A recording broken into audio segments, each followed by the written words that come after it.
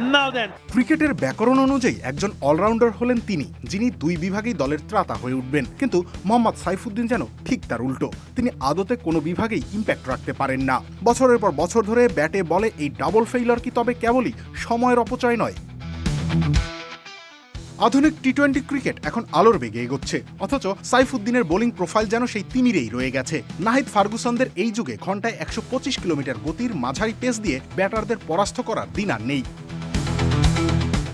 কম গতি দিয়ে সফলতা পেতে করতে হয় বুদ্ধিবৃত্তিক বোলিং, থাকতে হয় কাটার, সুইং কিংবা নাকল বল করার মতো স্কিল। কিন্তু সাইফুদ্দিনের না আছে গতি, না আছে তেমন বিশেষ কোনো স্কিল। সাইফুদ্দিন অবশ্য নিজে দাবি করেন তিনি একজন ভালো মানের ব্যাটার, পরিস্থিতির চাপে নাকি ব্যাটিং প্রদর্শনী দেখাতে পারেন না। প্রকৃতপক্ষে বাংলাদেশের ব্যাটারদের প্রায়শই উইকেটে যাওয়া আসার মিশেলে অনেক সুযোগই সাইফের সামনে আসে, কিন্তু 1-2 ম্যাচ বাদ দিলে তার ব্যাটিং পরিসংখ্যান মা ভবানীকেই স্মরণ করায়।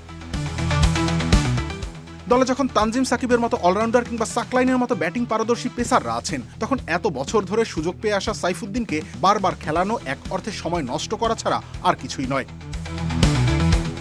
2022-এর নিউজিল্যান্ড ট্রাই সিরিজ কিংবা 2024-এর জিম্বাবুয়ে সিরিজ, প্রতিবারই তিনি প্রমাণ করেছেন আধুনিক ক্রিকেটের সাথে তার দূরত্ব আলোকবর্ষ সমান। টিম ম্যানেজমেন্ট যত দ্রুত এই রূঢ় সত্যটা বুঝতে পারত, ততই বাংলাদেশ ক্রিকেটের জন্য মঙ্গল হতো।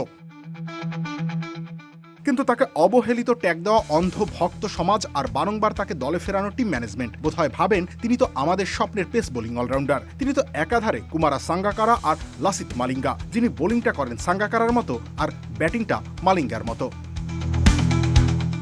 রবিউল ইসলাম রানী, খেলা 71।